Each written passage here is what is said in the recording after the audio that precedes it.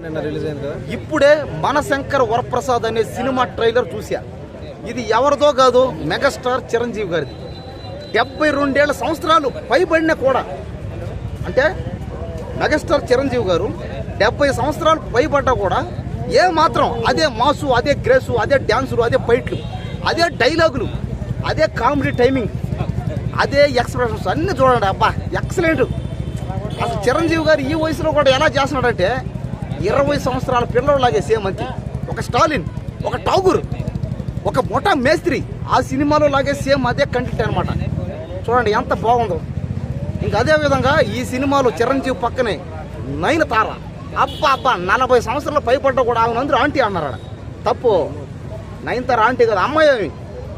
కాబట్టి చూడండి, యాక్టర్లు అందరూ మన కోసం, మన పేద ప్రజల కోసం సినిమాలు తీస్తున్నారు. వాళ్ళు అన్నారు, నేననలే, ఇది సినిమా యాక్టర్లు అన్నారు, ఇది ప్రతి ఒక్క పేదవాడు చూడాలి ఈ సినిమా అన్నారు. కాబట్టి సినిమా అనేది ప్రతి ఒక్కరు చూడాలి, ఆదరించాలి, అభిమానించాలి. సినిమా చూడటం వల్ల మన మైండ్లో మార్పులు రావాలి, పేదరికం పోవాలి. అదే నా బాధ, నా భావన అది. కానీ సినిమాల వల్ల మూఢనమ్మకాలు పోవట్లే, పెరుగుతున్నాయి. ఆయన కూడా అంటాడు ఏమని, ఐబొమ్మ రవి వల్ల ఈ సినిమా దొబ్బింది అన్నారు. అన్యాయం, ఇది దారుణం. ఐబొమ్మ రవి వల్ల, సినిమా రివ్యూలు చెప్పే వాళ్ళ వల్ల ఏ సినిమా ఆడకుండా పోదు.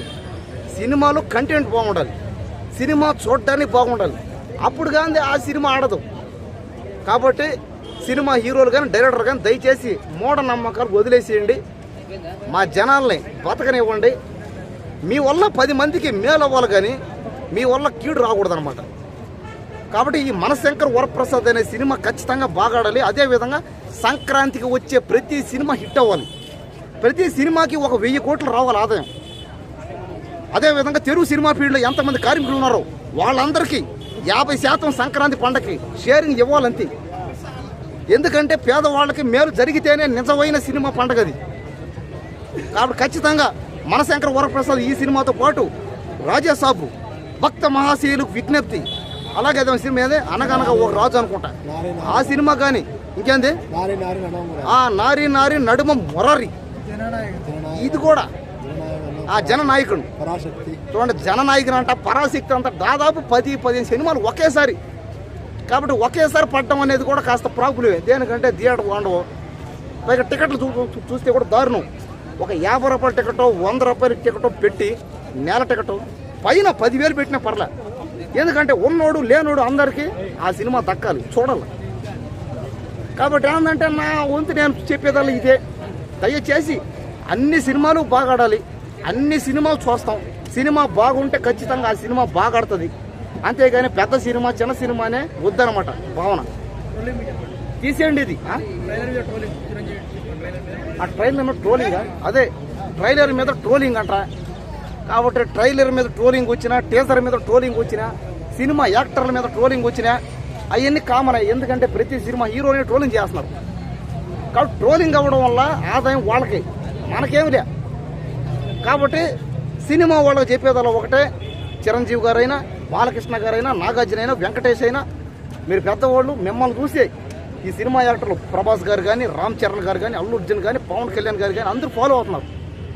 ఎందుకంటే పెద్దవాళ్ళు చిన్నవాళ్ళు అనే భావన లేకుండా. కాబట్టి ఈసారైనా, ఈ సంక్రాంతికైనా సినిమాలన్నీ బాగా ఆడాలి, సినిమా కార్మికులందరూ బతకాలి. కాబట్టి దయచేసి మీరంతా సహాయం చేయాలి, అది నేను కోరుకునేది. అదే ఇంకా అదేవిధంగా మన విజయ్ అన్న, తమిళనాడు విజయ్, ఒక తమిళ సినిమా డబ్బింగ్ అయింది, దాన్ని భగవంత్ కేసరి అన్నారు.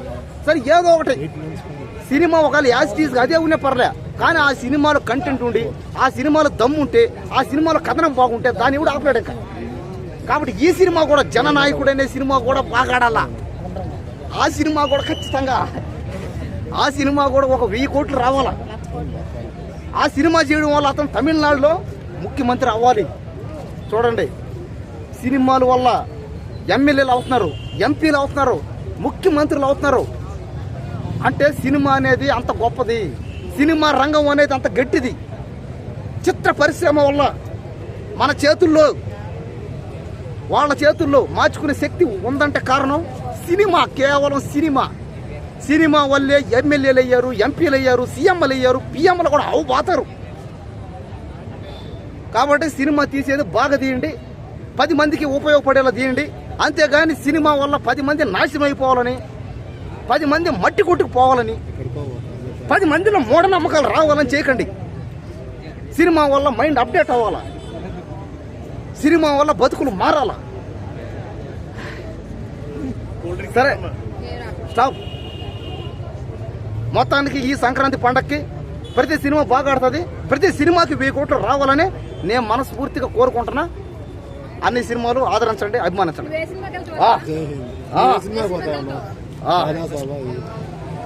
అన్ని సినిమాలు పోతా పడుకో.